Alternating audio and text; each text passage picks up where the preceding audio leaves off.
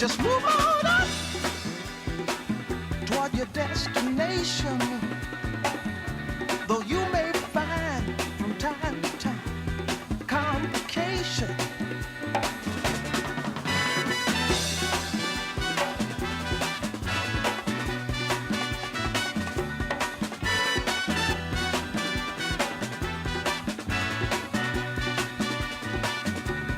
Bite your lip and take the trip.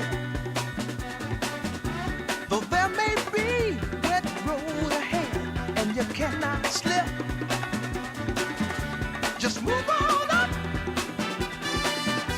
for peace you'll find. Into the steeple of beautiful people where there's only one kind. So hush not, child, and don't cry. Your folks might understand you by and by. Move on up and keep on wishing. Remember your dream is your only scheme, so keep on pushing.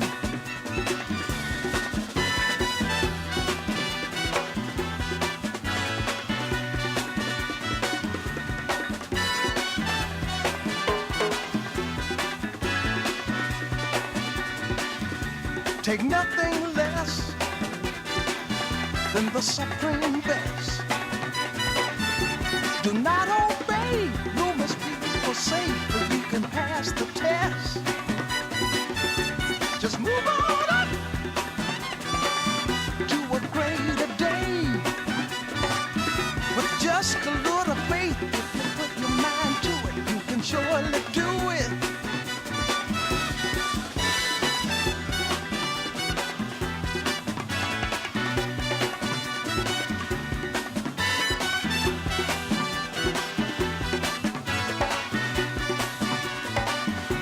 Just move on up. Move on up. We move on up. Watch out, we just move on up. We move on up. Move on up.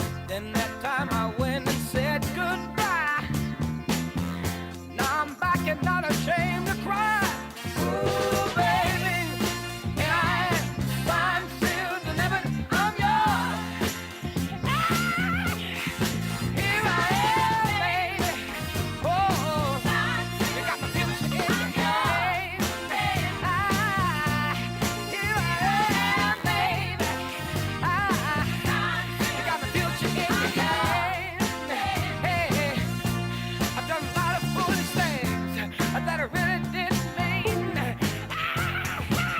Yeah, yeah, didn't I? Oh, baby, seen a lot of things in this old world. When I touch them, they meant nothing, girl. Ooh, baby, here I am, signed, sealed, delivered. I'm yours. I'm yours. Ooh, wait, baby, you set my soul on fire. That's why I know you're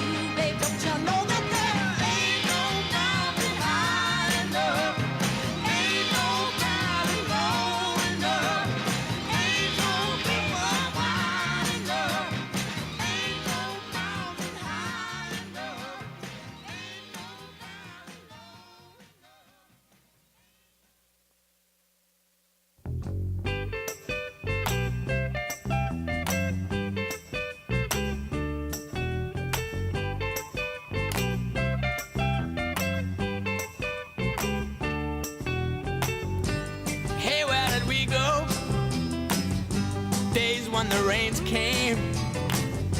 Down in the hollow, playing a new game.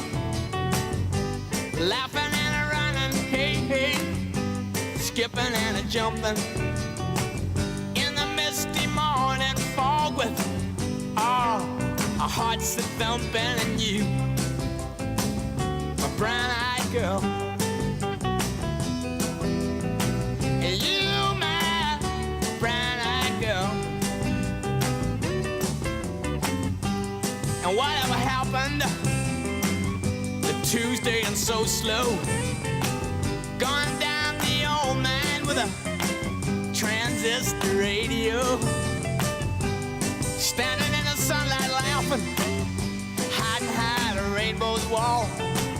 Slipping and sliding all along the waterfall with you, my brown-eyed girl. You, my brown-eyed girl. Do you remember when we used to sing sha-la-la-la-la-la-la-la-la-la-la-la-la-la-la-la-la, just like that? Sha-la-la-la-la-la-la-la-la-la-la-la-la-la.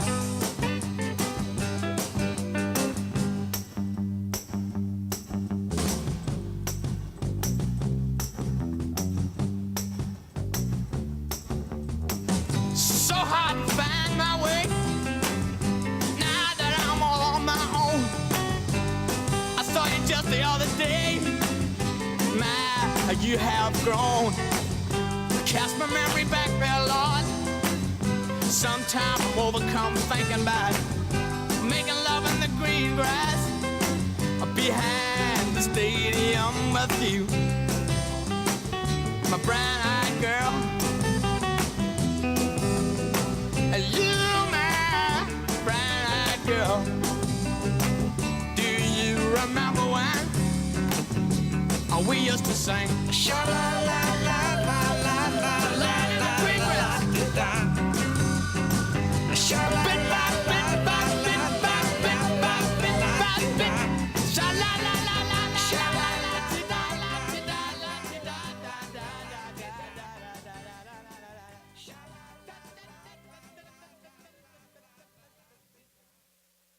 Some nights I stay up, cashing in my bad luck. Some nights I call it a draw.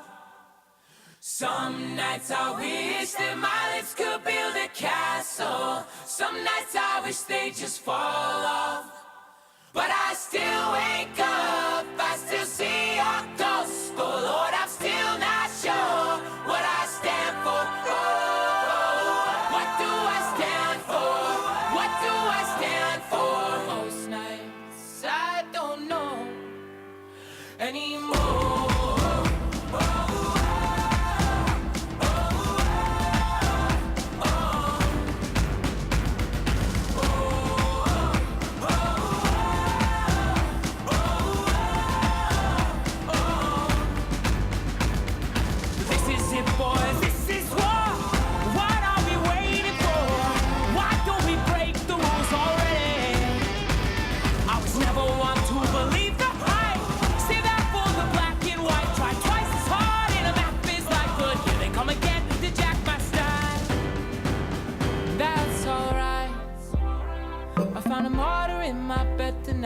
Stops my bones from wondering just why am,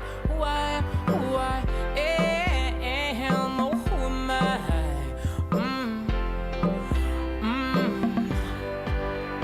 Well, some nights I wish that this all would end, 'cause I could use some friends for a change.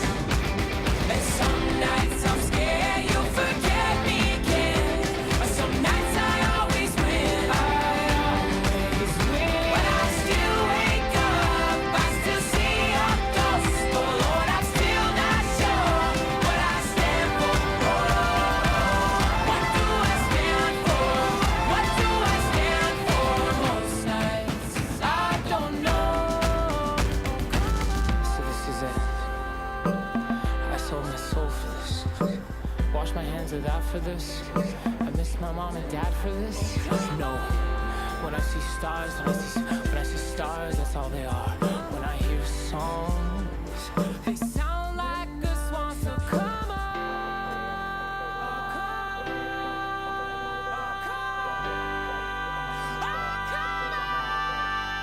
Well, daddy, see guys, daddy's on. 5 minutes in and I'm bored again.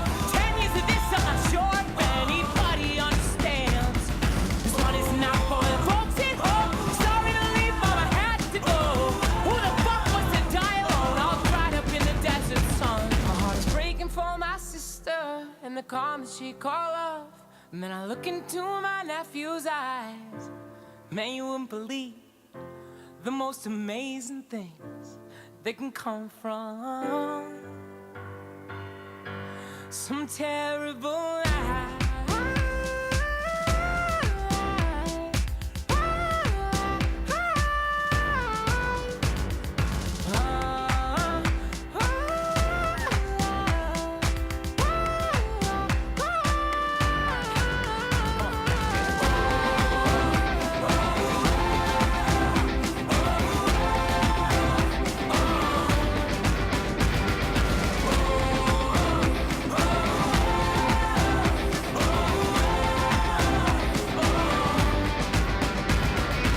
The other night, you wouldn't believe the dream I just had about you and me. I called you up and we both agreed. It's for the best you didn't listen. It's for the best we get our distance. Oh, for the best you didn't listen. It's for the best we get our distance. Oh.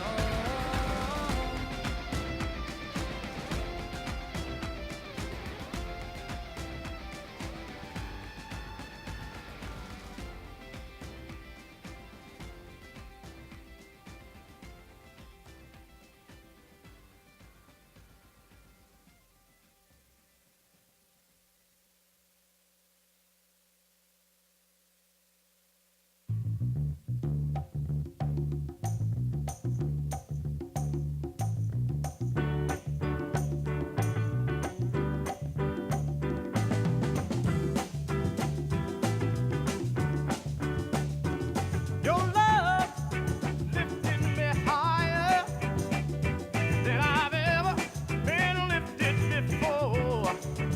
So keep it up, quench my desire, and I'll be at your side forevermore. You know your love keep on lifting higher, higher and higher. I said your love keep on lifting higher and higher. Listen, now once I was downhearted. Disappointment was my closest friend. But then you came and he soon departed. And you know he never showed his face again. That's why your love keep on lifting me higher, higher and higher. I said your love keep on lifting me higher and higher. All right.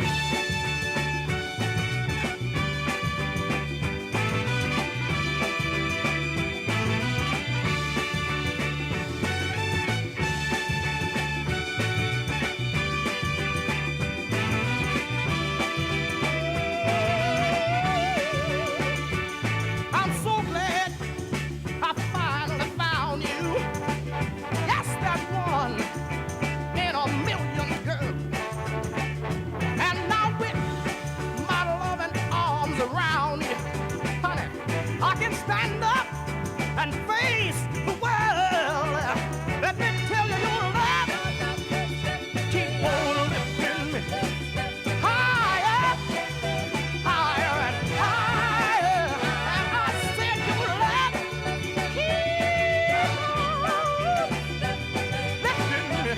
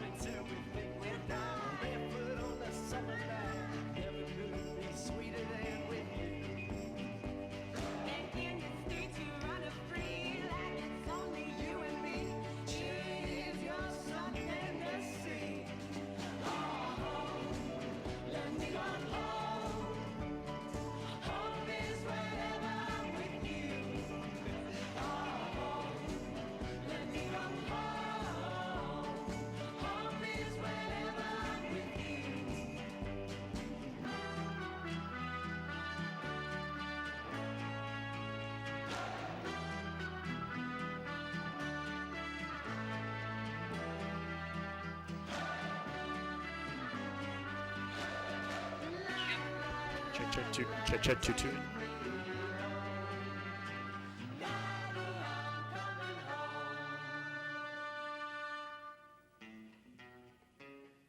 Jade, Alexander, do you remember that day you fell out of my window? I sure do. You came jumping out after me. Well, you fell on the concrete and nearly broke your ass, and you were bleeding all over the place, and I rushed you out to the hospital. You remember that? Yes, I do. Well, there's something I never told you about that night. What did you tell me? While you were sitting in the back seat smoking a cigarette you thought was going to be your last, I was falling deep, deeply in love with you, and I never told you till just now. Home,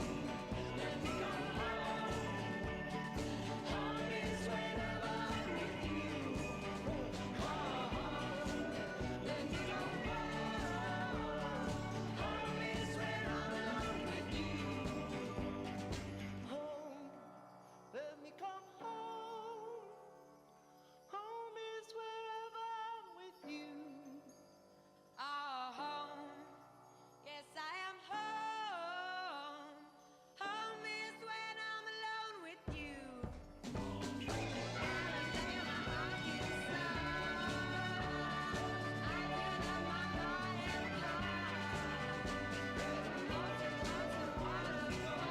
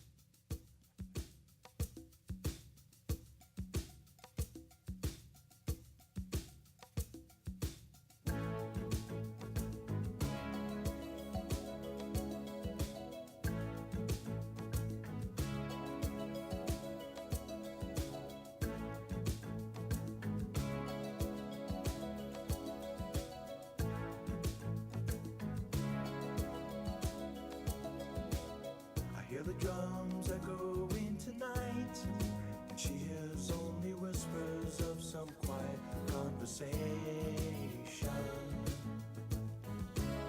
She's coming in 12:30 flight. The moonlit wings reflect the stars that guide me towards salvation. I stopped an old man along the way, hoping to find some old forgotten words or ancient melodies. He turned to me as if to say, "Hurry, boy, it's waiting there for you."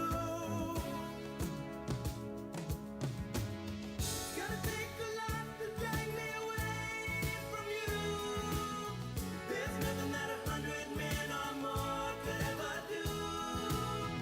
I bless the rains down in Africa.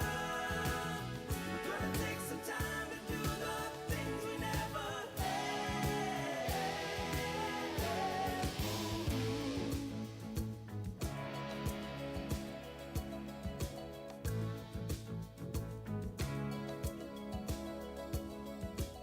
The wild dogs cry out in the night as they grow restless, longing for some solitary company. I know that I must do what's right, sure as Kilimanjaro rises like Olympus above the Serengeti. I seek to cure what's deep inside, frightened of this thing that I've become. It's gonna take a lot to drag me away from you. There's nothing that 100 men or more could ever do. I bless the rains down in Africa. We're gonna take some time to do the things we never had.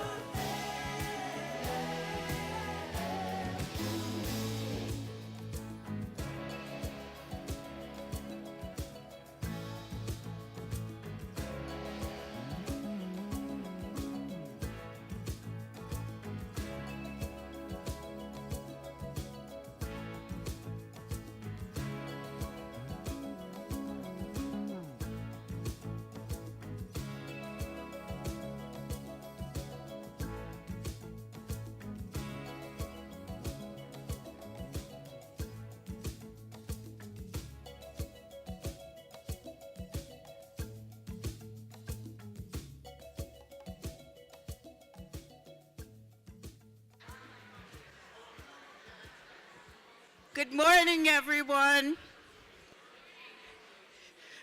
To those of you standing in the back, you know, this is what happens if you come at the last minute. You need to sit up front. We got plenty of space up here.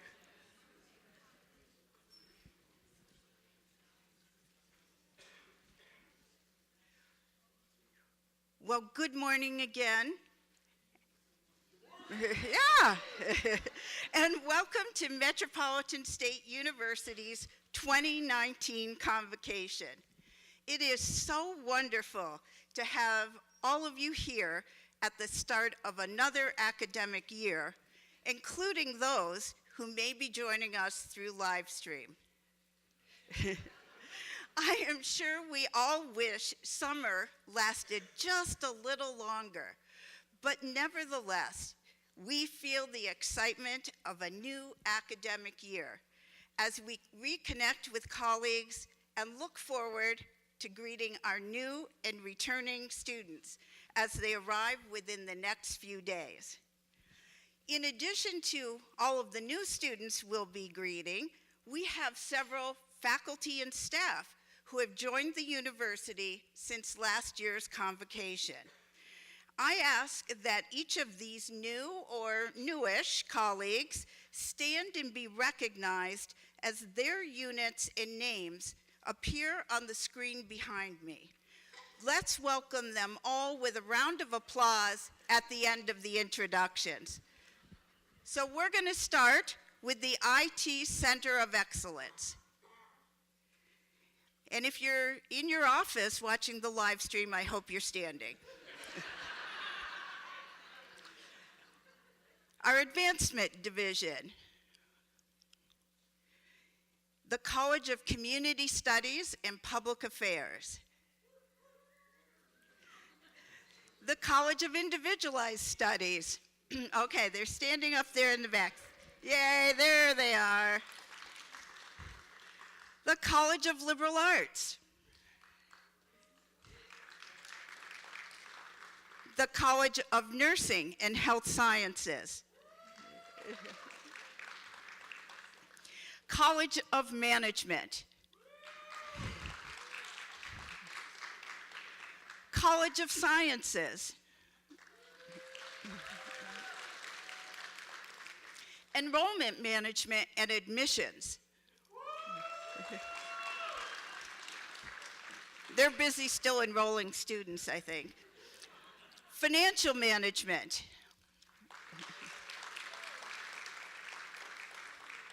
IT Services. Library.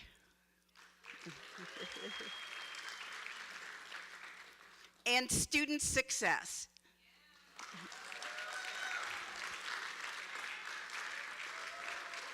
There they are.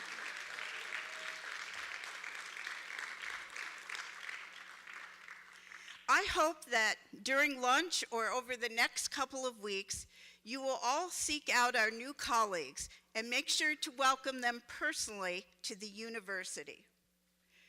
Before I introduce this morning's speaker, Dr. LePeau, let me take a few minutes to review highlights of the year just passed and give you a very high-level view of some significant work planned for the year ahead.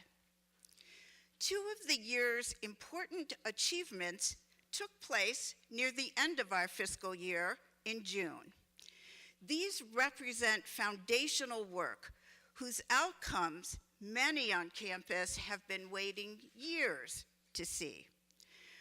The first may not seem all that exciting to most of you, but for the first time in university history, our current fiscal year budget was fully loaded in the online system, ISRS, available for viewing and ready for encumbrances in mid-June.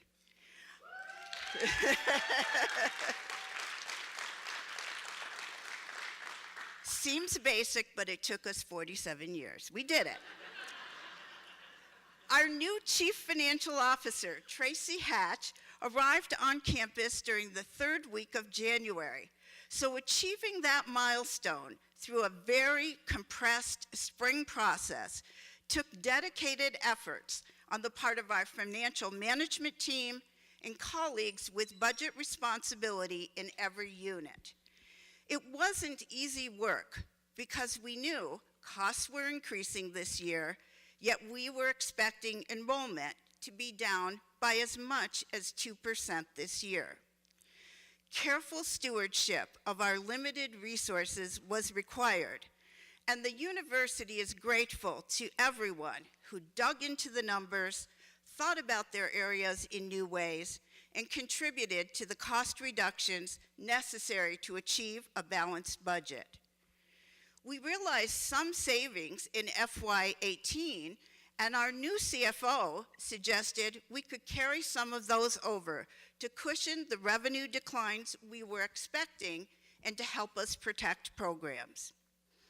To maximize our planning and consultation time, we are already beginning development of both an FY20 budget and a preliminary 2021 budget. Our Resource Planning and Allocation Council will be an integral part of the work to engage our campus in broad discussions about budget priorities. This approach will provide a sound foundation for making decisions about how to best invest in serving our students. Our other notable foundational accomplishment is a website that even I can navigate. In fact, I enjoy navigating. In late June, we celebrated the launch of the new student-focused website that our ITS team has worked on so intensely with colleagues across campus for the last 2 years. It is visually striking, and navigation is highly intuitive for our students. It rests on a robust, state-of-the-art, mobile responsive platform that will support our continuing development and refinement of the website. It is significant that our CIO, Steve Reed, first took time to build a talented team in ITS. Since our internal team built this site, rather than a consulting firm, it gives us independence, control, and flexibility. This is truly our website. The build-out continues, but our new website already gives the university a dynamic digital presence. The Advancement Division has also been hard at work under the leadership of our, we'll still let her be new, it's been a little longer than a year, but our VP, Rita Dibble. We just conducted a feasibility study in preparation for the launch of the university's first ever comprehensive campaign. Our foundation board has an able new leader in Mike Langley. Our alumni board is re-energized, and the fundraising from faculty and staff exceeded our FY18 goals. Your financial support of the university and its students is incredibly important as we begin to approach more outside donors. They often ask us, how many of your own provide support? So we're proud and happy with all that you have done. And of course, if you've met Rita, you know she's quite a charming pickpocket, so you can expect more. In a very visible way, our new model for commencement touched our students and their guests in memorable ways. The new venue at the Minneapolis Convention Center is beautiful and comfortable, with plenty of room for extended family and friends of our graduates. I think what pleased me most was having a bright, attractive gathering space for graduates to connect with their guests after the ceremony. As I walked through the atrium outside the auditorium after each of the ceremonies, I had the chance for the first time ever to meet many of our students' loved ones, take photos with them, and congratulate them personally. I think it took nearly an hour and a half for us to clear out the hall because people were having so much fun connecting with each other. No more jostling with wild fans in the narrow halls of Roy Wilkins. Although I will have to say, at Roy Wilkins, no one's grandma ever insisted I do the happy dance with her, but it was fun. I want to extend my gratitude to the many colleagues who helped execute these complex ceremonies for the benefit of more than 2,300 new graduates, and who took on the challenge of a new venue and new schedule with enthusiasm and commitment. New academic programs continue to expand opportunities for our students. We are looking forward to having students enroll in the newly approved MA and MS in individualized studies. Yes, I said that right. We have both an MA and MS. After protracted discussions with our system office, we finally got them to say, oh, you can have both.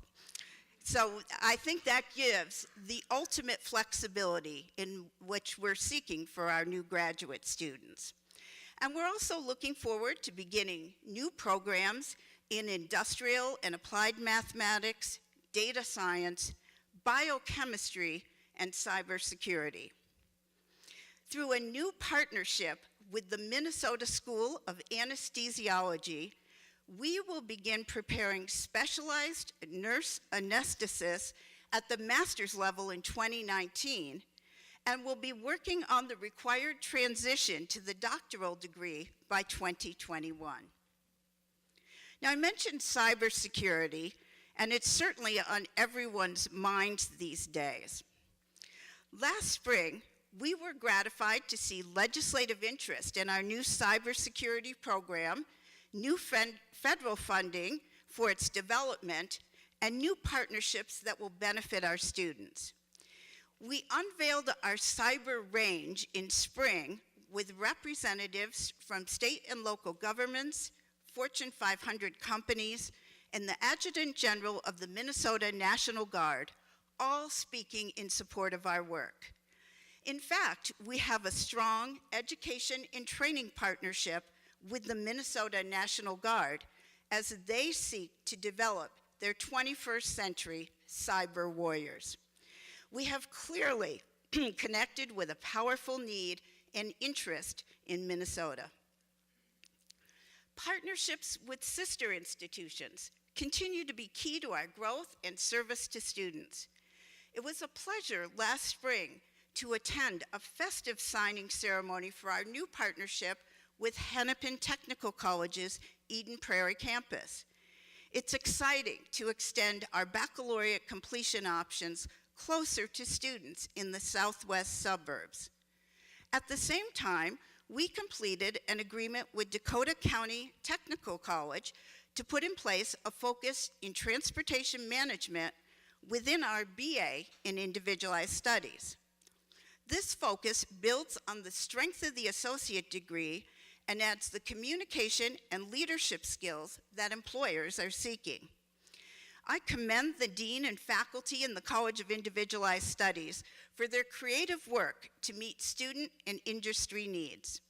Other technical colleges within the city system are already reaching out to see if we can make a similar program available to their students.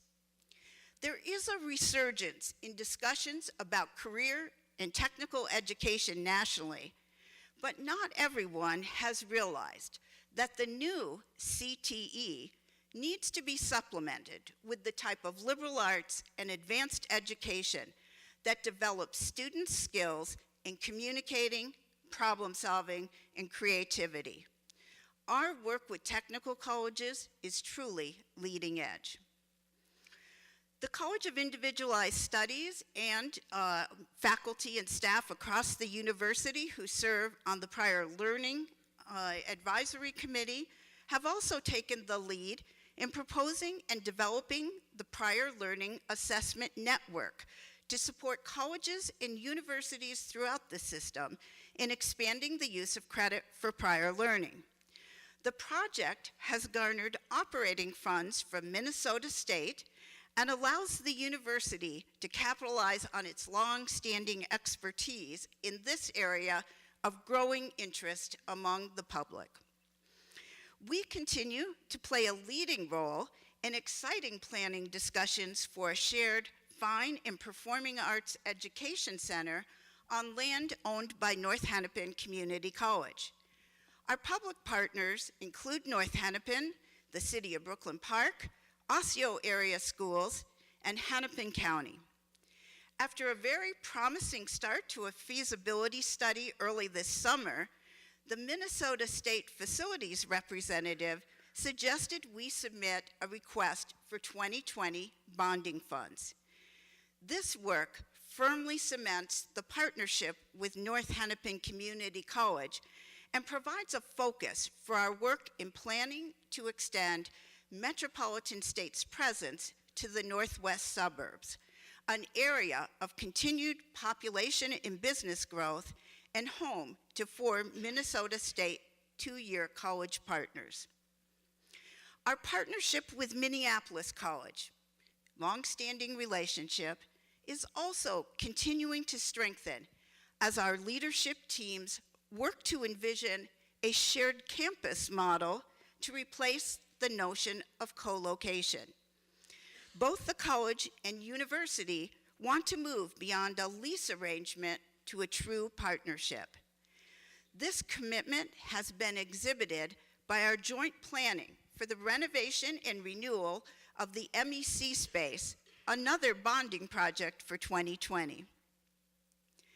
High-quality academic programs are core to fulfilling our educational mission. It was very gratifying this year to see the Department of Social Work, the School of Urban Education, and the College of Nursing and Health Sciences Doctor of Nursing Practice program all receive reaffirmation of their accreditation. This is state and national recognition of the soundness of the curricula, the teaching expertise of the faculty, and the rigor of their assessment of student learning. Congratulations to them all. This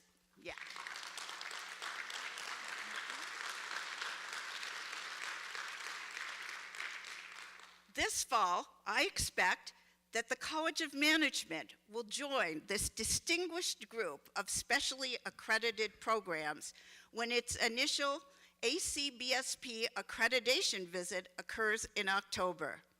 After 3 years of intense preparation, I am confident that they will impress the accreditation team. Of course, the strength of any university is founded on the quality of its faculty. Last spring, 12 members of our resident faculty were granted tenure and promoted to associate professor, and 4 faculty members were promoted to the rank of professor on the basis of their outstanding teaching, scholarly or creative work, and service to the university and community. Although it is a huge task, I love the review of tenure and promotion files because I get a glimpse into the amazing work of our faculty.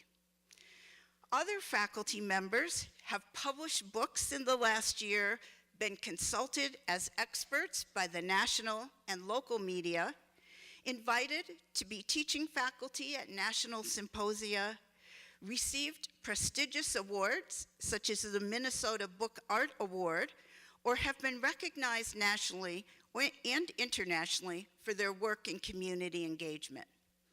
These invitations and awards are conspicuous reminders of the excellent work our resident faculty do with and on behalf of our students. I invite you all to watch for details of their accomplishments in campus communications, such as News at Metro, in the weeks ahead. All of these efforts and the dedication of faculty and staff lead to good things for our students. I am very proud of Metropolitan State's ranking in the most recent edition of CollegeNet's Social Mobility Index. Now, social mobility is a term that refers to the movement of graduates from college from a low socioeconomic strata to a middle class or better economic status as measured by their early career earnings, about 5 years out. Out of 1,363 colleges and universities included in the ranking, Metropolitan State is 78th in the country.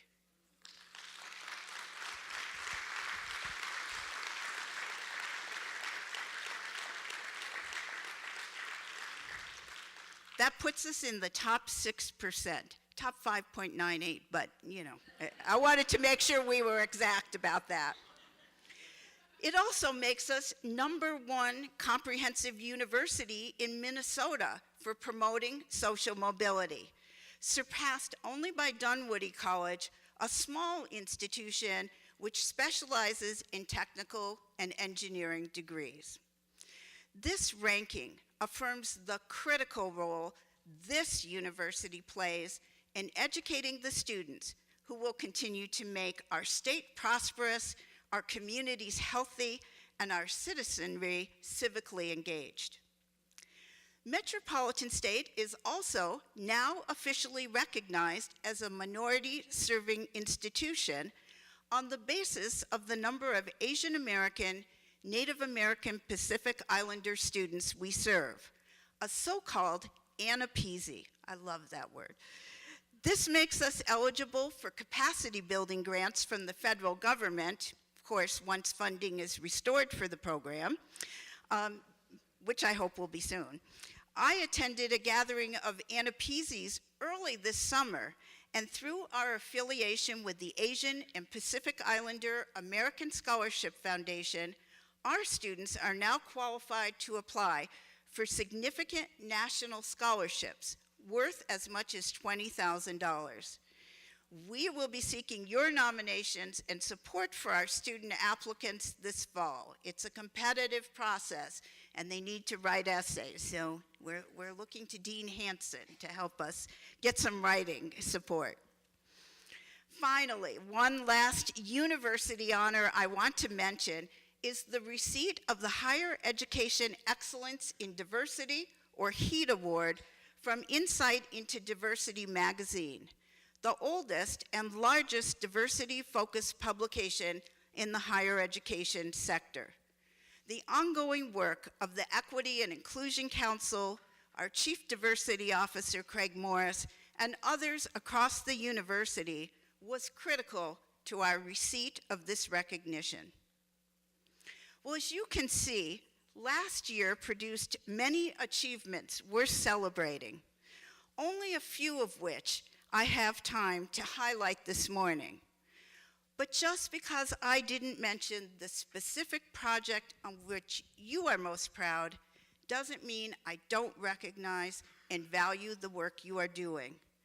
Please know that if you were all willing to sit patiently for an extra 2 or 3 hours, I could certainly expound on all the wonderful work that goes on at Metropolitan State each day.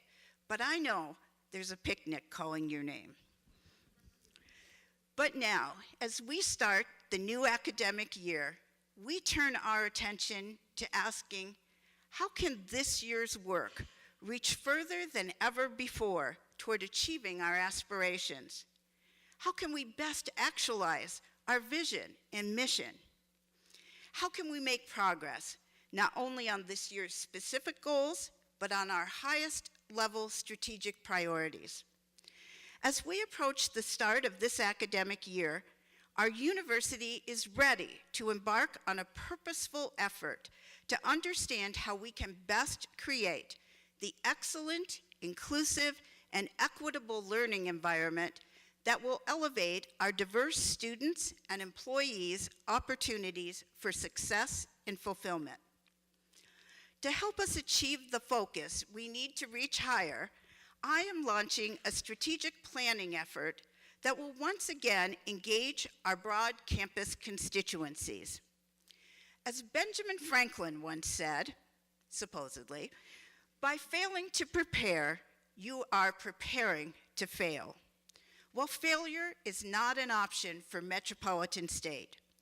Too many students, families, communities, and businesses are depending on this university to succeed because our success enables theirs.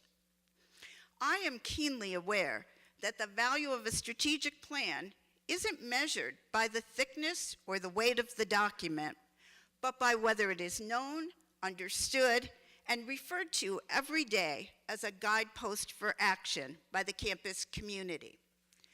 To achieve that outcome, broad campus engagement in the process is essential. To assure the desired level of engagement, I will be forming a task force representative of all campus groups, which will be assisted by a consultant from the American Associations of State Colleges and Universities, our professional organization. They will work with me and the rest of the executive team to develop our plan. We expect to kick off this effort with town hall meetings in late September. Our university councils will also be mobilized to help engage the campus community in planning discussions specific to each council's strategic priority. We expect to finish the plan by the end of the academic year and be ready to go with implementation in fiscal year 2020. I understand that the plan we develop must be a living, flexible, and responsive document. However, once we know the path to follow, we can strive to achieve or even exceed our ambitions to make an excellent, inclusive, and engaging education accessible to all who seek it. Our planning work will be occurring within the context of the Board of Trustees' launch of a Reimagining Higher Education Forum this year. You'll hear more about that in the weeks to come. The board is putting together a group of 5 to 7 innovative thought leaders, futurists, from outside higher education to work with 2 to 3 board members on this reimagining exercise. Well, that group will be directing the work. There is a plan for broad involvement across the system. The goal is to make sure our system, which is big, is innovative and resilient so it can survive in a rapidly changing and uncertain environment. The idea of reimagining higher education is certainly familiar territory for Metropolitan State. We were conceived and founded by visionaries who realized someone and someplace needed to break down the elitist notions that all valuable knowledge is found within the academy and that higher education should be mostly reserved for 18 to 24-year-olds. Metropolitan State challenged those paradigms in the 1970s. Whoops. Okay, whoops, I don't know what happened. I was not watching that. Metropolitan State challenged those paradigms in the 1970s by recognizing the uniqueness of the adult learner, that learning can and does occur in places other than the college classroom, and that the health and well-being of our society depends on making an engaging, high-quality education possible for anyone who seeks it. We all know how powerful social norms and expectations are, and slowly, I would say, over the past several years, the university has been pulled toward a more traditional model of higher education. That's why I welcome the opportunity to dive back into our own collective thinking and planning now, because I believe we can lead the system by nurturing our founding commitment to fostering learning in innovative and unconventional ways. This is the key to our future success and the success of our students. During our planning work, we must also be mindful of the Chancellor's 3 priorities: focus on student success, commit and take action to achieve equity and inclusion, and achieve financial sustainability. These 3 aims are inextricably linked with our goals as a university. welcoming and educating the widest possible group of learners, and refocusing and redoubling our efforts to promote every student's success should make it easier to assure financial sustainability. Today's convocation event is one way of broadening our discussion about the priorities of student success and equity and inclusion, and thinking about how we can improve the experience and outcomes of our students. You may be aware that all system colleges and universities and their presidents are accountable each year for a set of common metrics of which students' persistence and completion are core. These outcomes are measured in the aggregate and by comparing the outcomes for so-called majority students with the outcome for underrepresented students, by which the system means students of color, first generation, and Pell eligible. Nearly 65% of metropolitan state students fall into one or more of those categories. On the face of it, we can be very proud. We are the best system performer in the university sector and among the best across all system institutions. Over the past 3 years, our ratio for the persistence and completion of students of color has been 98 or 99% of those outcomes for white students. Not quite perfect, but very, very good. The comparable measure for all system universities is 90%, and for the overall system stands at 86%. This happens in the context of being one of the most diverse institutions in the system. In 2017, about 42% of our students came from communities of color, compared to 18% for all of the state universities and 26% across the system. But before we congratulate ourselves too much, let's take a closer look at completion rates. The gap in completion for our Pell eligible students stands at 16%. The completion gap for students of color was 5.9% in 2017.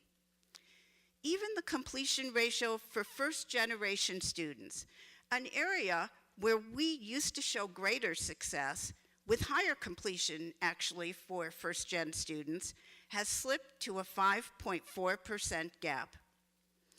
Overall, the 6-year completion rate, and that is 6 years from the time a student begins at Metro, and we know most Metro students come in with substantial prior credit, has dropped to a ratio of 80% for the collective group of underrepresented students.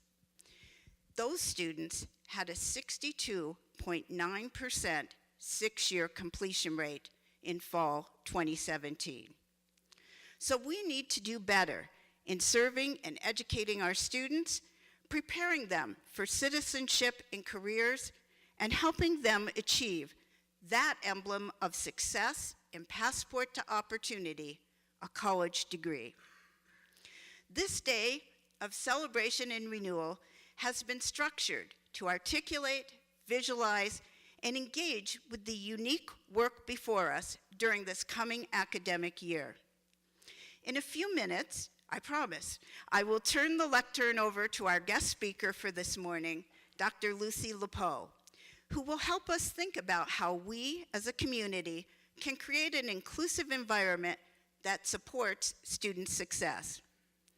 After Dr. Lepeau's presentation, I invite everyone to join us for our annual picnic, where we can take time to reconnect and reflect on how we will achieve our goals for this year. Immediately after lunch has been served, our own Dr. Raj Setharaju will lead a large-scale reflection circle in the Great Hall based on Dr. Lepeau's address and our overarching priorities of inclusion and student success. This is a perfect opportunity to meet some of those new colleagues and that you might not normally interact with. It increases the opportunity for building a more inclusive and connected community among ourselves. After the reflection circle, 2 additional events follow. First, there will be refreshments in the founders reception area, and I must say, that's where you get dessert. That was our way of making sure we kept you coming. That will start at about 2 p.m. Then we'll be back here in the auditorium at 2:30 for another plenary session. In the final session, we will hear from Mr. Tony Orange on the neuroscience of inclusion. I heard his presentation and found the applications of this research to be both compelling and actionable. Please join this afternoon's session to learn more about how we can work toward the equitable and inclusive learning community we aspire to be. Now, it is my pleasure to introduce Dr. Lucy LePeau. Dr. LePeau is Associate Professor of Higher Education and Student Affairs at Indiana University and Associate Director for Organizational and Strategic Initiatives at the National Institute for Transformation and Equity, which works with colleges and universities to cultivate culturally engaging campus environments where diverse students thrive. You might see why we invited her. Prior to her rejoining Indiana University in 2012, Dr. LePeau served in roles such as Assistant Dean for New Student Programs at the University of North Carolina, Charlotte, Project Consultant for the Association of American Colleges and Universities, Campus Advocate in the Office of Student Conduct at the University of Maryland, College Park, and Coordinator for Orientation and New Student Programs at Marquette University. Dr. LePeau earned her PhD from the Higher Education, Student Affairs, and International Education program at the University of Maryland, College Park. Her MS in Educational Leadership and Policy Studies at Indiana University, and her bachelor's degree with a major in psychology at Marquette University. Dr. LePeau has over 50 publications and conference presentations addressing academic and student affairs partnerships, promoting diversity and equity initiatives, college student development, and improved student affairs teaching and practice. This spring, she was recognized for her excellence in teaching with the Indiana University's Trustees Teaching Award. Please help me welcome Dr. Lucy LePeau to Metropolitan State.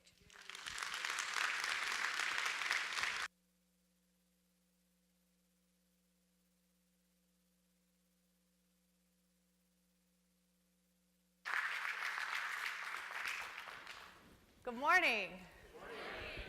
I'm delighted to be here. Thank you for having me. It was really exciting to hear about all of the wonderful achievements that you've been having as educators throughout this school year. And I hope that what I share can build on some of those strengths and then think about what it means to enhance all of our collective efforts towards promoting student success throughout our teaching and learning opportunities. So we know that while we have the opportunities to support diverse student populations in learning and achievement, that there are issues in higher education around invisibility and silence. And that students sometimes feel like in classroom environments where they have to speak for your own population or your own upbringing. And there are time frames where that can be very difficult. And these are experiences why more work towards equity and inclusion is necessary. But at the same time, some of the things that I've been mentioning are situated in deficit-oriented thinking, more about what is it that students can do to change or adapt to the campus environment, rather than thinking about what is it that educators and institutions can do to realize and build on the strength of the students who are there. And we've studied a lot of college student success in the literature over decades where there have been ideas about integration, meaning that a student comes into a campus environment, and if they adapt to that culture, that they'll do well. and that they get involved academically and socially, they'll be great. But if they don't get involved and they don't find academic success, that they'll leave. But again, that places the onus on the student to find that adaptation rather than what's happening in the environment to support who they are. So we also know in higher education that there's a lot of talk about effective educational practices. How many of you see some of the effective educational practices on this list that have been promoted to you as an educator? Okay, a lot of you are raising your hand. And so some of these effective educational practices, or sometimes referred to as high impact practices, get reproduced throughout higher education. And it doesn't mean that they can't be great, but a one-size-fits-all approach to them doesn't necessarily mean that a student's going to achieve their opportunities or goals. Just because if every student studies abroad, that doesn't mean that they're going to learn more about intercultural engagement, have a more internationalized opportunity with the world. It has to be thinking about what happens in those experiences that cultivate that kind of learning. So before I get into talking about what it means to do culturally relevant and responsive learning environments, I want you to take some time to reflect today. So let's start with taking a moment and either jot down on your phone or a piece of paper, what are 3 ways that you connect with students at Metro particularly well and support their success?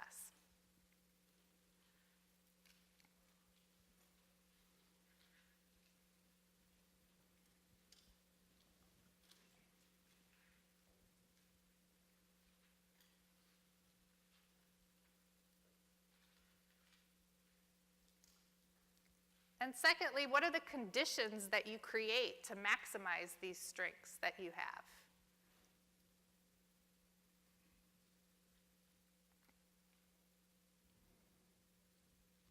So as I continue, maybe you'll see some of your own strengths being promoted here. And so there are ways to think about how you can continue to build on what you do well. So the CC model, the Culturally Engaging Campus Environments model, which is the hallmark of the work that I do with colleagues and students within the National Institute for Transformation and Equity, comes from decades of research from my colleague who's the director and a friend of mine, Dr. Sam Macias. And he actually grew up right around this area. And in terms of his work, he takes an anti-deficit perspective to what institutions can do to support student success for diverse student communities. And it integrates this idea that diversity is embedded through all of the work that we do to promote student success. It's everybody's business. Everyone has something to contribute in this message, and your president already affirmed that that's the direction of the work that's happening here. And what this work does is an opportunity to say, he's done all this research and work, and we've continued to build on it, that in studying students from historically minoritized populations, students of color, students from first-generation student populations, what is it in the campus environment from educators that supports their success? What were the conditions created that made success possible? And what were the things that educators did well to support their success? And that's what I'm going to focus on as I progress in this talk. So this model is divided into 2 sections. They're indicators related to cultural relevance and cultural responsiveness. Cultural relevance are 5 indicators that focus on the ways that campus environments are relevant to diverse communities of students. And then the responsiveness indicators relate to what are the ways that educators respond to the cultural norms and needs of students. So what I will do is I'm going to go through the indicators, and I have many stories I could tell and outline about all of these different indicators. I'll share a couple of examples, and hopefully I can connect with some of you afterwards to expand on some of these ideas. So cultural familiarity relates to spaces to connect with individuals and groups who share or understand cultural backgrounds and experiences. Where this can happen, sometimes this can be seen in ethnic studies programs, where students have an opportunity to see their own identities reflected in campus learning and experiences. Sometimes remember that supporting student success also means that faculty and staff are supported in that opportunity as well. So that may mean faculty support mentoring communities of color, where you talk about what it means to engage with each other in your development of curriculum and becoming a part of what it is to be a teacher in a campus environment. Those are two examples.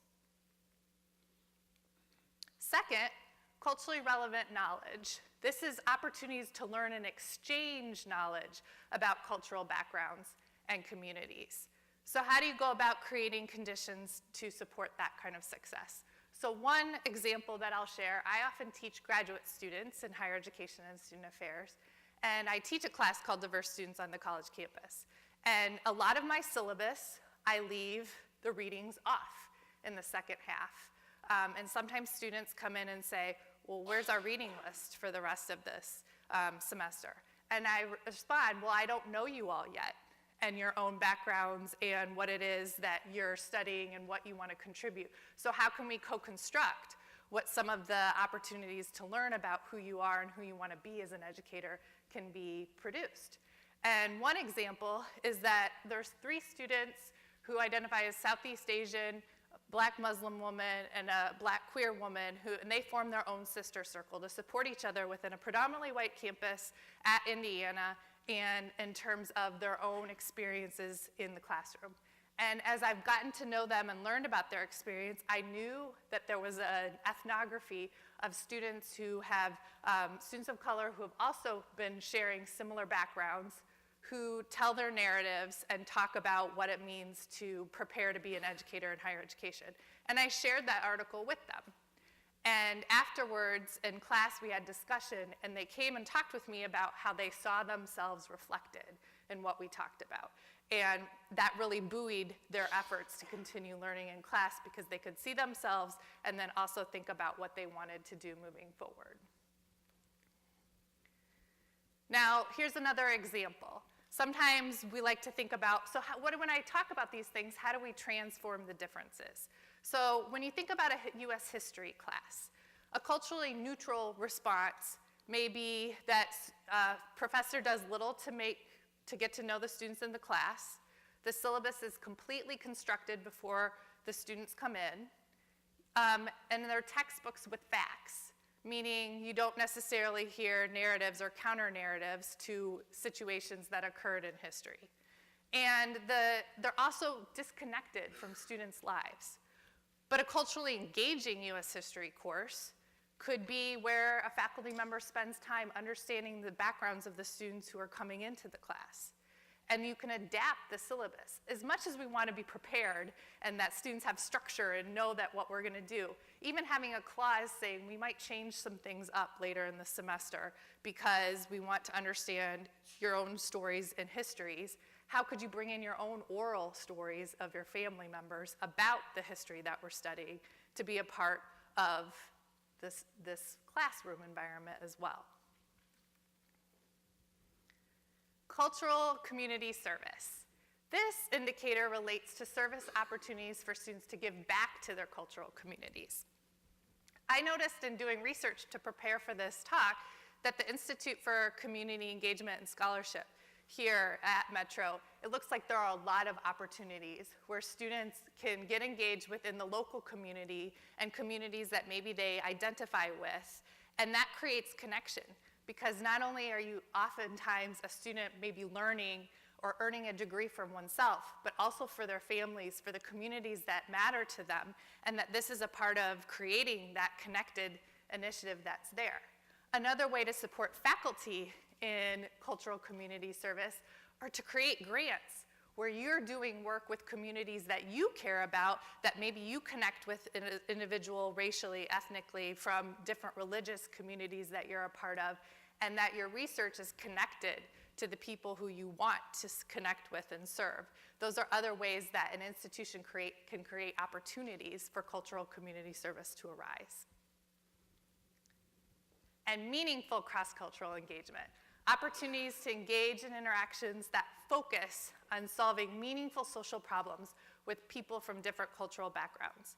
We know that you hear all the time that we need to engage across differences.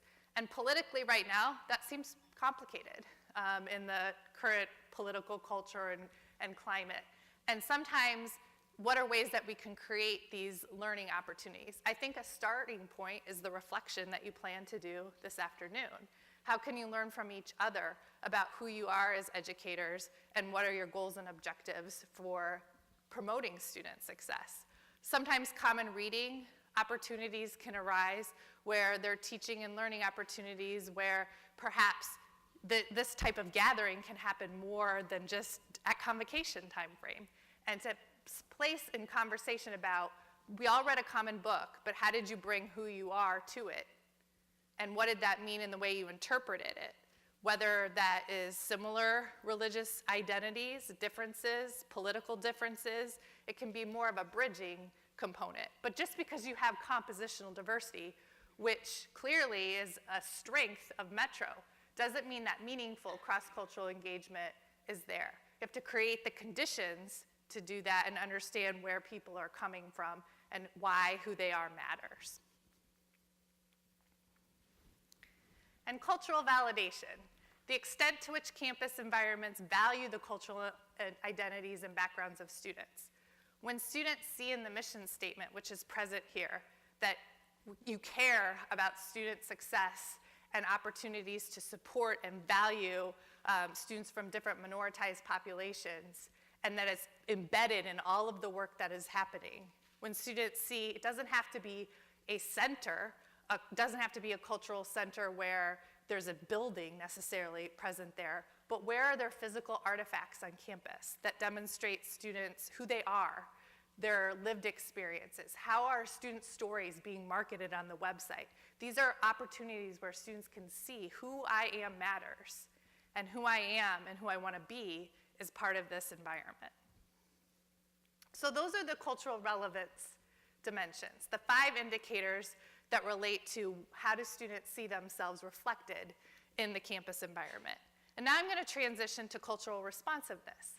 And these are the 4 indicators related to what can educators do to support student success in the initiatives that I just mentioned. So collectivist cultural orientations.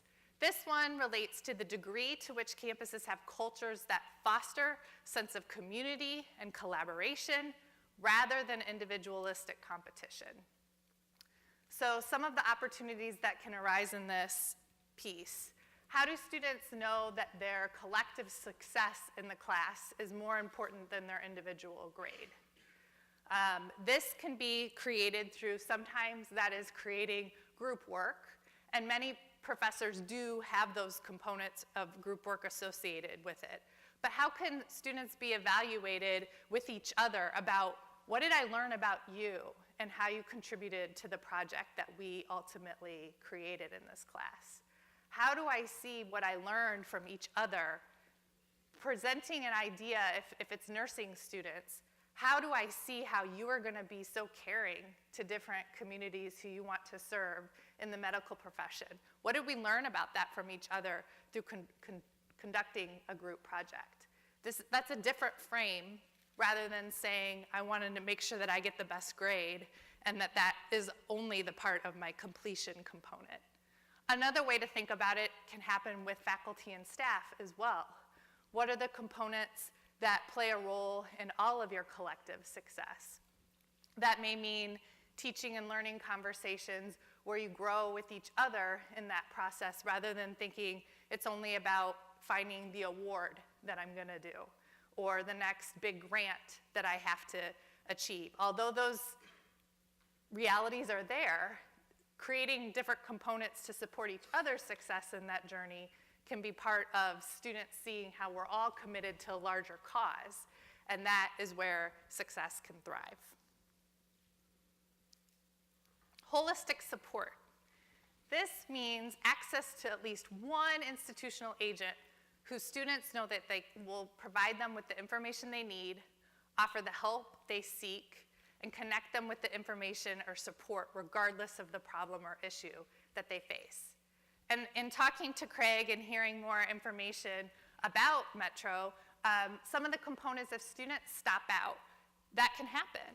When students return to campus at another time frame, if they've connected with you and want to come back because they know you know who they are and can find them and get them connected with the resources that matter, completion can be more prevalent. And each person in the environment matters in creating that kind of support. That may mean walking a student to a trusted colleague who has great success in counseling services. That may mean connecting with someone who you know if someone's thinking about changing their major. If you know someone else who's teaching in a different department who you can connect that student with, then they trust you and know that you really want to see them succeed, even if their circumstances shift throughout the time frame that a student is present. So another example, I think sometimes these examples of a both and can help visualize what I'm talking about a little bit more. So when we talk about mentoring, some of the components, and this happens for faculty and staff too, you're set up with someone just, I'm an assistant professor, so I'm gonna have a mentor who's an associate because they've done the steps and they'll help me get through it. Well, that's something, but you don't necessarily know if that means you're gonna connect with that person. And mentees and mentors are paired in just by degree or rank. So a student could be paired with someone who's further along in their academic pursuits, but just because someone's further along, that doesn't necessarily mean they'll connect either. And how do you take culture into account to create mentoring programs that work? So this could be on shared characteristics. How can demographics be part of creating mentoring circles and communities? And that can also support some of the collectivist orientation that I've been talking about. And they're groups designed to create friendships. If you care about a person for who they are, the skills you're trying to help them create can make someone want to do even better. And knowledge of relevant resources. If someone shares your same religious background, then, and you happen to be someone who is Jewish, and you know where Hillel opportunities are, you know where services and synagogues may connect. If someone shares that same cultural orientation, you may be able to create a more environment that makes sense, rather than just saying, well, here's a reference. But you may know more stories about who is involved in some of the opportunities that are present as well. And all of these types of mentoring that can center culture, that can center identities, makes people feel more valued and validated in the environment and know that who they are matters. Proactive philosophies. This one is the extent to faculty and staff go beyond making information available, but making proactive efforts to support students. So this may be where it feels a little intrusive at times, where you may feel like, well, we sent out this email so students know that the services are available. Well, students don't always know that an opportunity could be good for them necessarily. So if you are teaching a class and you know that there's an internship program in the community that a student would really do great work in, sometimes that may mean sharing the application, setting up accountability structures to say, have you submitted it yet? What are the ways that we've connected and to have an informational interview with someone who you already know in the community who might be able to support their initiatives? Some of that can feel intrusive, but those proactive philosophies don't leave it to chance. It means students know that there's follow-through and opportunities to connect through getting the information done. Now, sometimes I know that that can feel like, well, aren't we also trying to connect with interdependence? So students want to be able to fully follow through with initiatives and know all of the things that they can do? Yes, and if there's more capacity along the way for their support, that can eventually occur too. Humanized educational experience. This is the degree to which campuses are characterized by care, having strong commitment to fostering student success, and relationships between institutional agents and students. This is the part where students have opportunities to know who you are as a person a little bit more than just what you do. And sometimes when a student knows that maybe a time frame where you stumbled and had a failure in an opportunity, that can really matter to a student because they see that you're able to share your own stories and connect with students. One example at a small institution called Marian University in Indianapolis, there's a woman who swipes card IDs in a cafeteria area and knows the name of every single student who comes in, knows their stories when they're talking through what that means. That's an example of a humanized educational opportunity.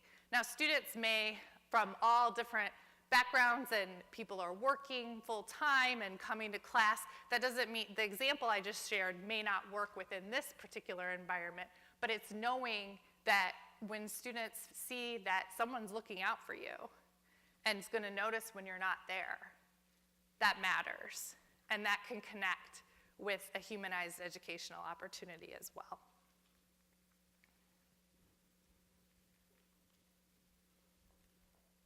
There we go. So another example that could play a role in the differences between something that is humanized or not can be in supervising. And this can be playing a role for supervising each other.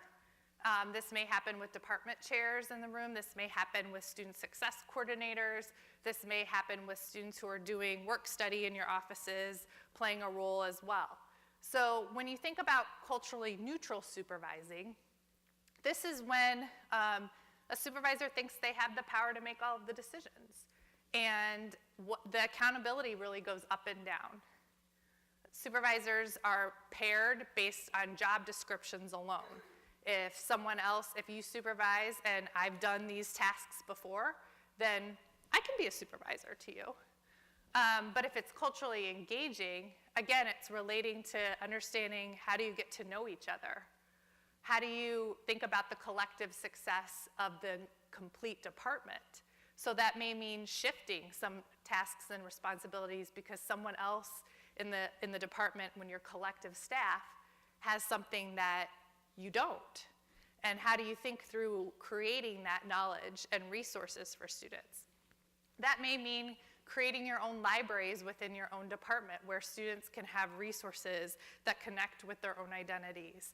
That may mean connecting with your librarians to think about, well, we don't have this information when we're creating our curriculum. How can the library help me think through new resources or new ideas to build into your own department or within your own office that you're doing the work as well?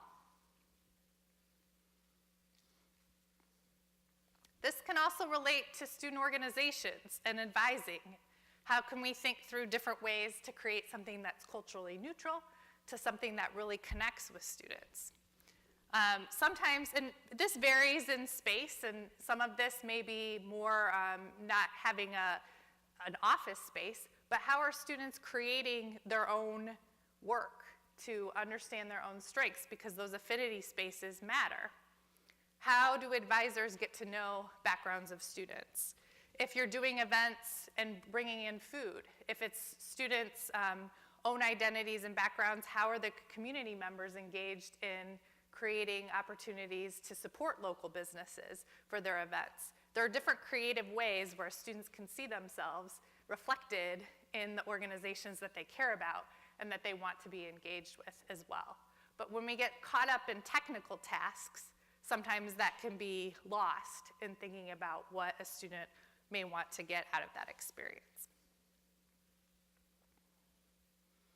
So collectively, these are all the indicators that when working together can create a culturally engaging and responsive campus environment. This can support equity because it doesn't mean that you're doing the exact same program for every student. It doesn't mean that the exact same classes are going to work the same way for every student. But it means thinking about what are the ways that you can create pockets of support for students in the environment. And sometimes I get the component of, this is a big task to ask every teacher, every department to do all 9 of these indicators and everything that they do. Well, if everyone in this room, if you have strengths in your department in 1 or 2 of these areas, but that happens across every unit on campus, you can eventually reach all 9 and create an entire community that connects to all of the engaging environments across campus. So it doesn't have to feel daunting when you think about it in that sense. It can be maximizing the strengths that are present and available. So the other piece that I want you all to think about as we engage, and we're going to get into Q&A quite soon, is that academic affairs and student affairs can be partners in this work together, so that these pockets that I'm talking about don't have to happen in only one space, but you can have a better understanding of what everyone on campus is doing to support student success. And this is part of what I study and continue to do work in. And a pervasive partnership is an environment where everyone's considered an educator. And that seems critical to me, and even in this space today, because everyone on campus was invited to Convocation. Everyone is contributing to student success here. And how do you consider shared governance in that process? Your president's talking about the new strategic planning component that's going to come about and the task forces that will be there. If everyone is engaged in that journey and everyone shares what they can contribute to it, there's a better opportunity that some of those ideas can be actualized moving forward.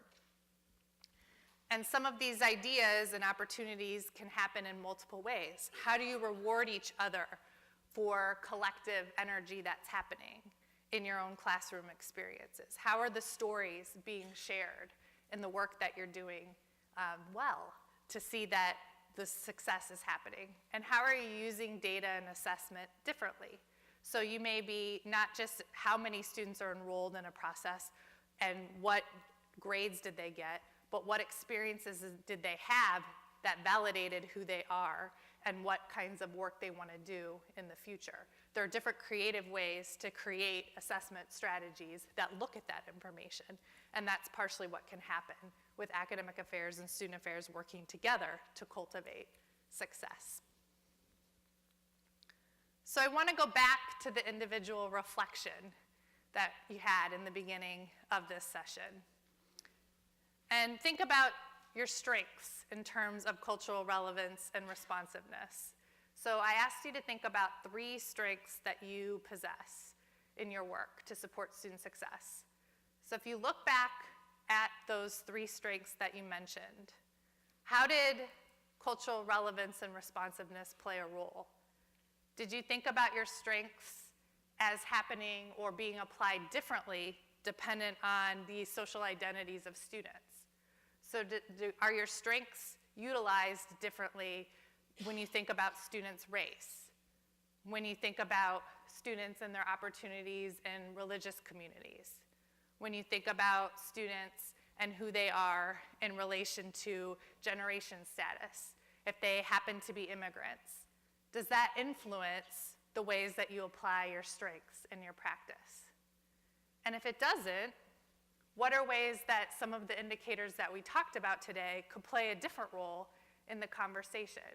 How can you think about maximizing the strengths of the students who you see in front of you, understanding who they are, what they bring to the campus environment, who you are too, because who you are matters in that success as well. And how can you generate ideas from today's session about how some of this conversation could be reflected in your own department later today? So this could be something to think about before the reflection sessions that are going to occur. And so you can think about what are ways that you could express with colleagues some of your goals for moving forward. And taking this information could be part of the story that then gets shared at the reflection circles later today.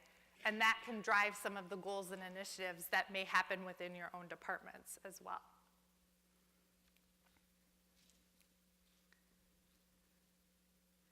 So with that, I'm right at the time that we suggested, so we're going to open it up for questions and answers.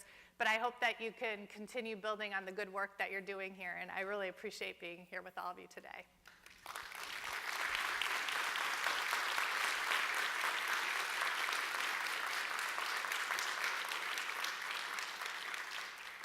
So for the next time frame, President Arthur and I are going to engage in conversation with all of you. If there are questions about something that I said, or if you would like me to elaborate on a particular indicator, this can be part of the co-generation of conversation moving into the next part of the day.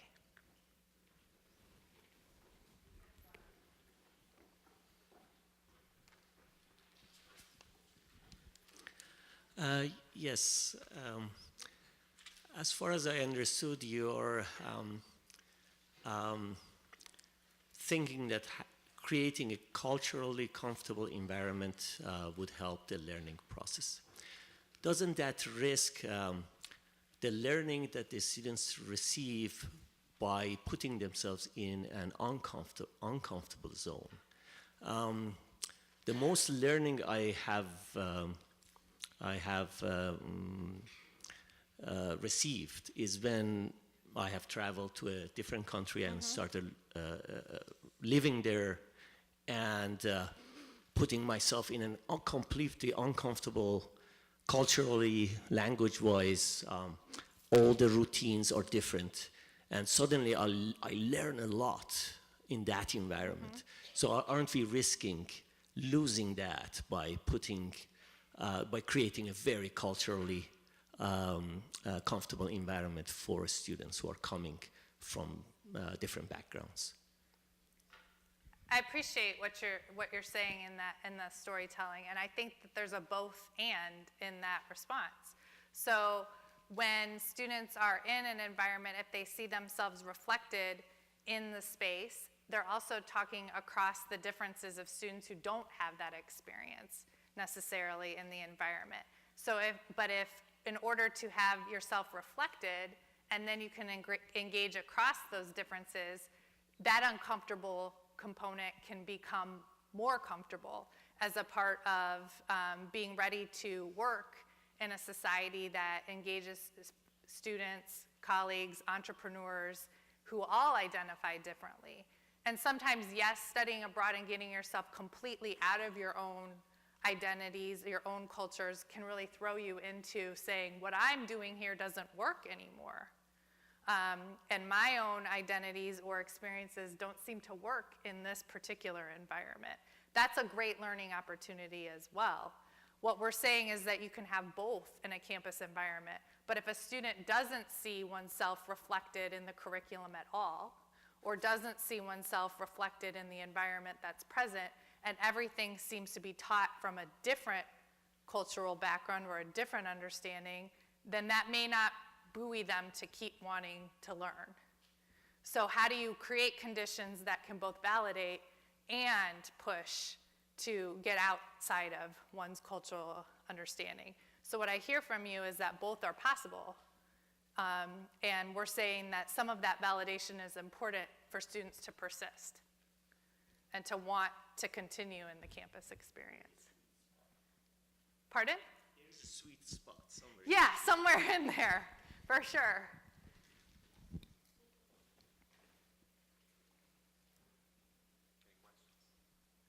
is not normally a shy group. Yes. Well, probably some people in the back. Okay. From a cultural competency perspective, obviously, members of faculty, staff, leadership in an institution come from different places, right? Come from different points of view and levels of maturity and cultural competency. So what do you recommend at an institutional level to kind of even the playing field so that everybody's on the same page from an understanding of where they're at in their own journey of cultural competency, if they're going to be, interacting with students and other staff members? What are your thoughts about raising the bar overall in an institution in terms of its cultural competency as you implement these programs? I think that's a great point. So part of it is recognizing that everyone has the capacity to engage in this conversation.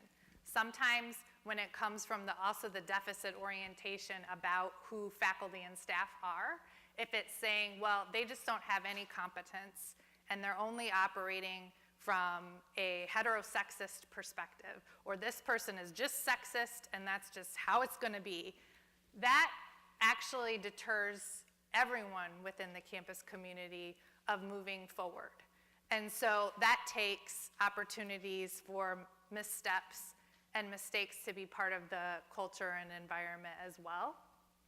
That's not easy all of the time, especially when colleagues or faculty and staff say, I'm feeling attacked when this isn't happening within the environment as well. If students see faculty and staff having a willingness to engage in difficult conversations and to recognize that their own cultural components, and I know from myself that it's an ongoing, lifelong experience I'm going to have as a professor and as an educator. If that becomes some of the fabric and the culture of the environment, it becomes easier. When it becomes divisive to the sense of, well, you just don't get it, so we're just going to ignore you, that also can detract from students from wanting to move forward. And so sometimes part of that too is to recognize there are champions within your own environment who are doing some really thoughtful work in cultural competence or in engaging across differences. Part of that is celebrating the examples of things that people are doing well so that they hear from an institutional level that this matters and that the work that they're doing is really important. So that can be one element. The other one is recognizing that missteps are part of the conversation. And if that becomes not a barricade to keep moving forward, but an opportunity to say, let's talk a little bit more about that part of it. And then the third element is to say you can't expect people to do it on their own without support. And so how can that be something where professional development doesn't just end because you earned an advanced degree? And that all of a sudden you just know how to do all of this, because we know that that's not also part of that work either. So that may mean inviting external folks to come in and continue with ongoing professional development. That may mean that in your annual reviews, participating in that work gets supported and rewarded as well. And that may mean that if that continues and you report in your annual work how you've done some of that work, then those are the folks that will continue to thrive in a campus environment and be rewarded for all of those initiatives. So those are three components I would name as ways to make that more pervasive across campus and to recognize that everyone matters in that journey.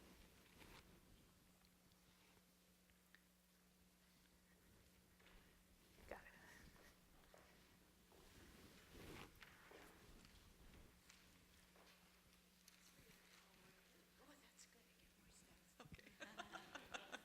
Good morning. Good morning. I have a question in relationship to as the educational environment continues to change and we move more and more towards virtual education, where really we have less opportunity to develop face-to-face relationships. My current example is advising a cohort of students that aren't on my campus.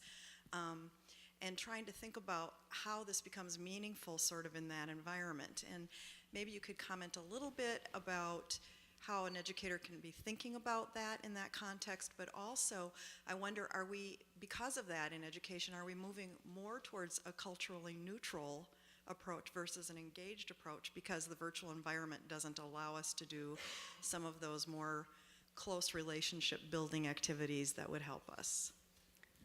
That's a thoughtful question as well. So I think there are several strategies that can be done really well. First of all, virtual learning and engagement has come so far in the opportunities. You can record yourself with videos, and it's opportunities that doesn't have to be detached from people to see who they are and to understand some of their identities.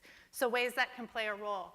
If you as a professor set some of that tone, by maybe providing a narrative in the beginning where it's a picture or a couple of photos about who you are, and sharing some stories about how you came to teach the class that you are in from the beginning. It creates some of the tone that humanizing this experience can still happen in a virtual space. And that could be part of the introductions that occur with students to create a more collaborative space. I've also seen faculty members in online spaces. There are different technologies where students have Google Hangouts, or they do components where they do have the opportunity to see each other. One component can be discussing a reading that happens in a virtual space, and students record some of that conversation and reflect on what it was that they learned about each other in discussion to the readings, and that's submitted in addition to a discussion board or a conversation point. So that can still happen in a virtual space as well. And then I think social media works really well in relation to engaging the conversations further. So how can that be about bringing in news events that occur and from different vantage points? Maybe that means having someone with opposing viewpoints on the same topic. That happens on a discussion tab, and then students are asked explicitly, how do your identities or lived experiences influence the way you're interpreting this post? And that can be connected to multiple disciplines. So that's not just social sciences, that can be within the fields of medicine as well. That can be in a mathematics problem, because you can tie it to a particular community and say, how did the statistics, how might you interpret the statistics differently depending on the demographics who are there, or where was it that this study was conducted? How did that play a role in some of that work? So those are a few small examples, but I think that there are ways to continue that engagement, and some of that starts from setting the tone right away that even though this is virtual, it's not a culturally neutral space. It's a great question.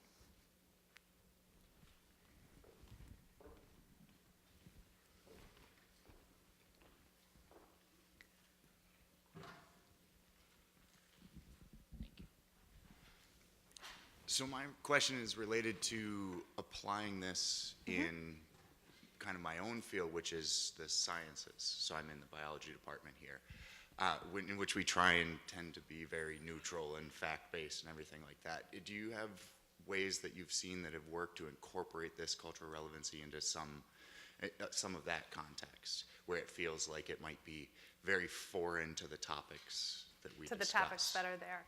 So part of that, even if the actual, the objectivity component of some of the sciences is a value, and some of that is, are some of the ways that we need to know certain facts or ways that things happen so that you can have this information in order to be successful in future classes. I recognize how that can play a role. Even within a biology class, though, or a component, some of that issue is where it's just a lecture, and there's auditory learning where you're just writing it down and trying to memorize facts, and here's the only thing that is there. Students' stories of why they even want to be in that field is one way to bridge some of that information from the get-go. And it doesn't necessarily mean that that takes away from the work that you're trying to do, or that it's so far out of left field in terms of what you need to accomplish within that semester. But if a class starts with how and why are you even here to some of the broader objectives that you want to reach? What are the ways that you want to use this science to become, if you're aiming to become a physician or a medical technician, why? And even if it's just about for money, why is money important to you? Why does that matter in your pursuits? And if you find out in those pursuits that a student says, well, I'm just doing this because I don't know what else to do, it gives a window and an opportunity to continue to engage. Some of that is the study groups that I was talking about. An element of a story. There was a professor who noticed that a mathematics professor who had a lot of student group, and the population of students in this particular class happened to be a strong black student community and a strong Asian American student community. And he happened to be a white man in this, as this professor. And he tells this story about how he noticed that the Asian American students were spending more time after class, working together in groups, and connecting and doing better on the tests. And he was trying to understand what was happening in that space. And so it didn't necessarily mean he taught anything differently, and he still progressed with his lectures, but he was noticing some demographic and disaggregating data and looking at what was happening, and he noticed that that was present. And then he made a choice to say, well, let me hear from the students what they're doing in the groups that are trying to be effective. He found that out, and he invited the black students within they happened to choose to self-segregate in some of that component, and he invited to create learning groups using some of the techniques that the students that were already forming in their own groups. And the students decided that they liked it. And then he got to know them better, and they created, and the gaps were closed within that class experience. That was being attuned to what was happening in the environment, and the faculty member didn't say it was about one group of students being more capable than another or not understanding what was happening. It was what's happening well, how do I maximize for understanding the students who are here, and how do we continue to progress in the collective success. So that didn't mean changing what you taught, but it meant engaging in some different ways. So that's one story and also some examples.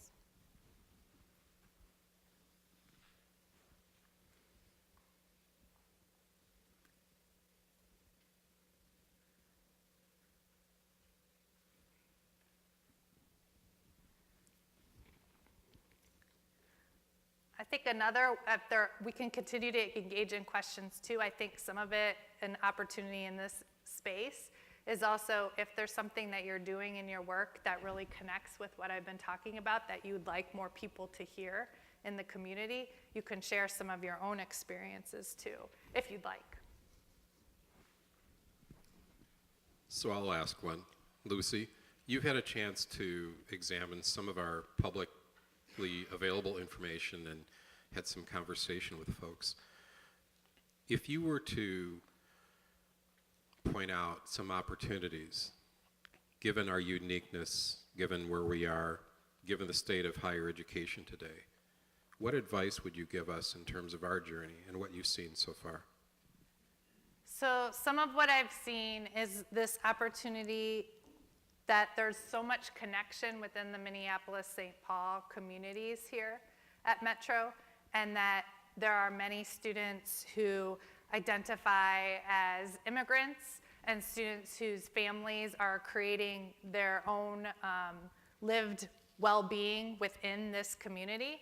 Recognizing the nonprofit organizations and community organizations that may be present within the Metro community that students' families are engaged in is another way to extend some of the partnerships. So there are partnerships that sound like they're happening a lot with other schools, but I would love to hear more about how some of the shared learning can be happening, or action research projects within communities that students are already a part of that could be cultivating the learning that happens across Metro and the areas that are present around them. So that can happen in religious communities, that could happen in local organizations, that may happen in elementary schools. There's so many different dimensions where there could be community partners that haven't been tapped yet, and that makes an understanding that Metro is a part of preparing students to continue to achieve what's happening here. I think that would be a really big asset moving forward. I also think that there are ways to talk more about the stories of alums who've left this place. What are some of the ways that you understand who people are and how they've contributed in the environment and why who they are matters, and that students can hear some of those stories. If students hear that not just from the people who are in this room, but from the people who are doing work that they want to achieve moving forward, that could really continue that community growth that's happening here. And I have more to learn about what's happening at Metro and as the demographics are shifting, but those would be two areas right away that I would think about. Thank you.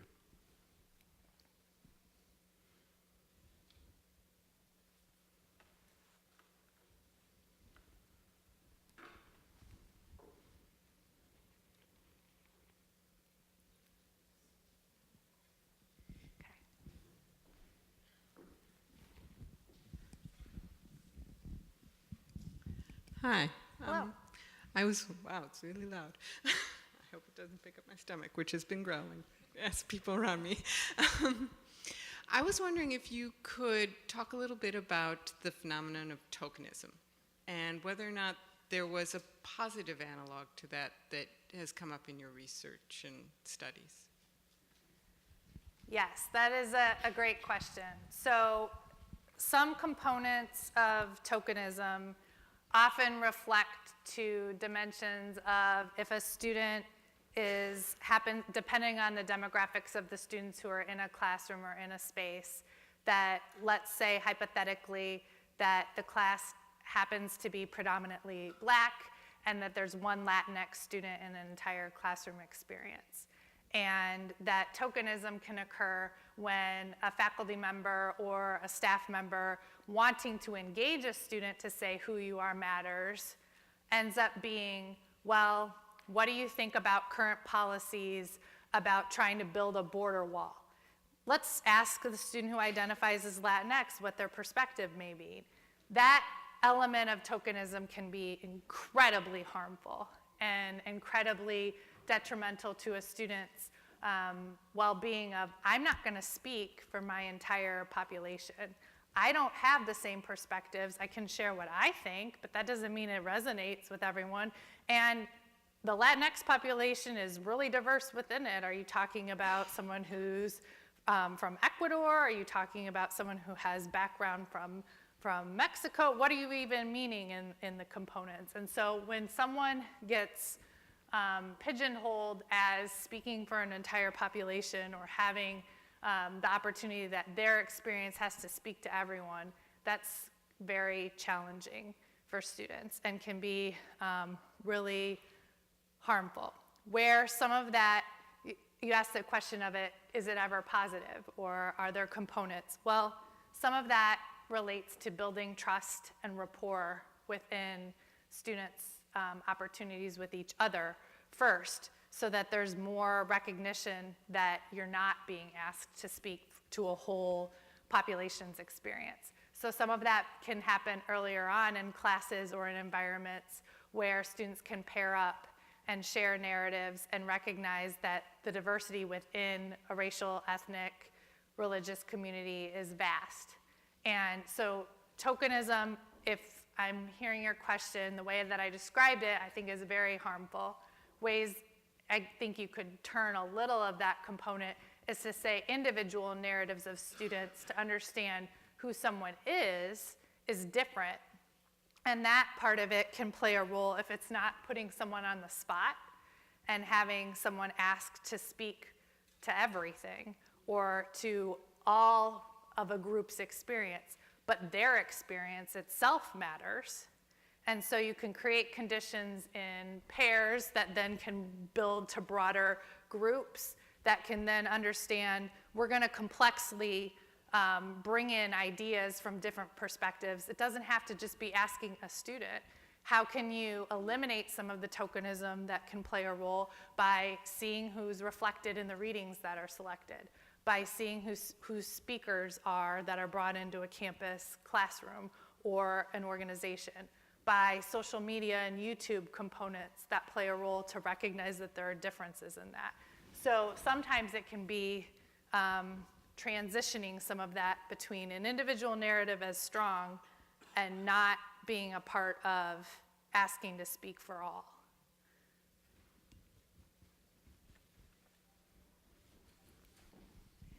I wonder if you can say more about your experiences with resentment. I sometimes am in a class where there's a group of students who see themselves as part of the dominant culture that is being threatened. And so it becomes not so much an intellectual problem of can we understand other cultures, but rather an issue of how to deal with their insecurity. Absolutely. So some of the conversation, and I think there's terminology that's happening more regularly about white fragility. Is that a term that's familiar to some of you? Okay, so that was some of what I can hear in some of your response too. And some of the components to bear in mind is that white supremacy is not a bad word or terminology that needs to be shied away from. It's not what happened, it's not only what happened in Charlottesville. White supremacy are the structures and systems of power that have been present in the way that decisions and laws and policies have been made that maintain systems of dominance. And so sometimes engaging students who feel threatened is also recognizing this isn't solely about a personal attack. It doesn't mean you're a bad white person because some of this exists. It's recognizing that there's a historical context that plays a role, and that sometimes that means that you benefit, or different students or people who identify as heterosexual benefit because of systems that are present. So some of that engagement is transitioning. If people are feeling threatened, some of it is recognizing, well, we're going to name how some of these policies have unfolded. That can be an entry point to conversation. And then another entry point is saying, well, you're not going to work in the workforce with everyone who identifies the same way as you do. How do you want to be successful in the creation of conversations? And it's that cultural validation piece that I was talking about, because if we're going to care about people who are with us and learning in the environment, what are ways that, even if you're feeling threatened, what are ways that you can seek out what the values are in the people in the space that is there? So it's not easy, and I struggle with that part of it at times as a teacher.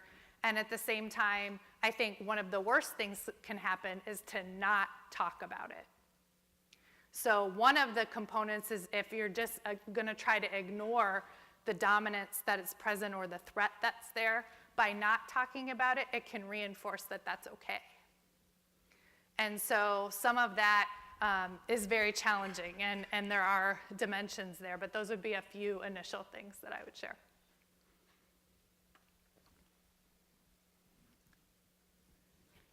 I think there's time for maybe one more.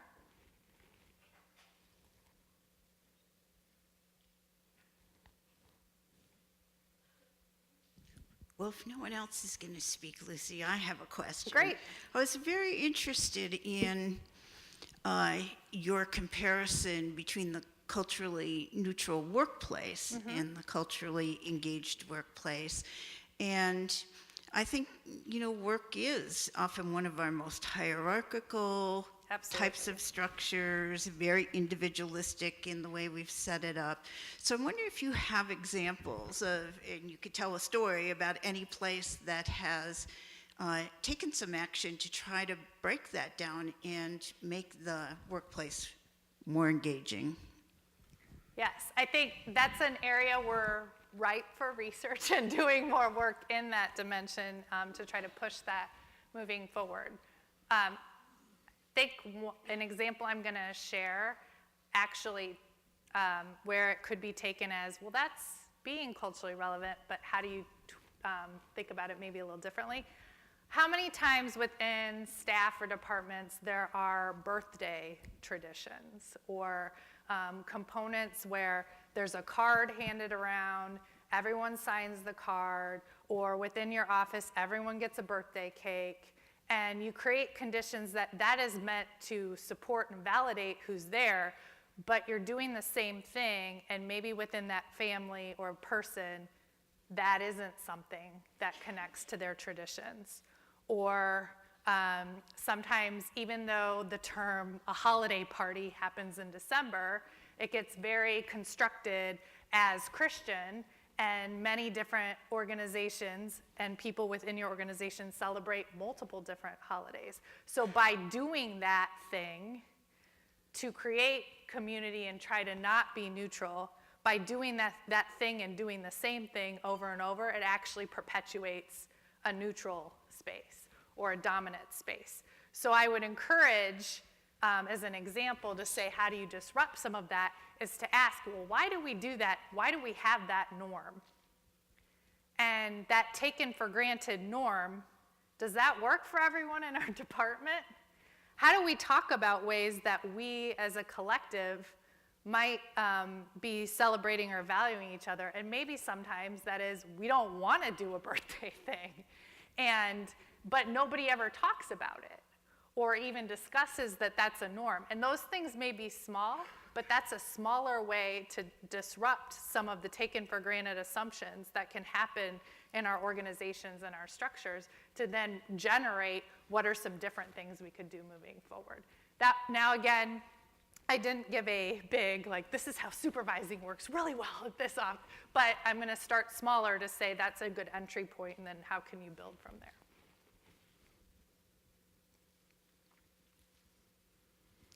Well, thank you for engaging in questions. I appreciate it. And it looks like now it's the lunch time. Yeah, so. Thank you.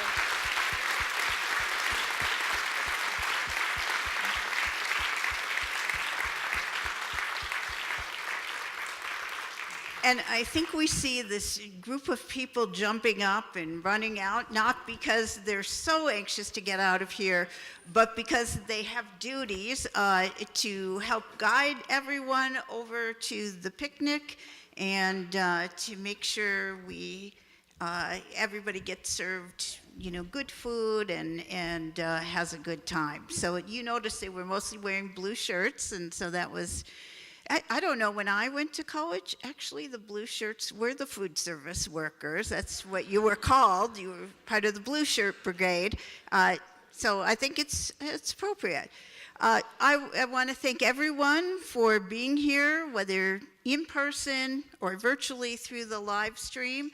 And of course, we can't live stream any food, so those people do miss out on that. But I invite the rest of you to enjoy time. And Dr. LaPoe is able to stay with us through lunch. So I know that she has said if you would like to talk with her, she would be open to that. So thank you all.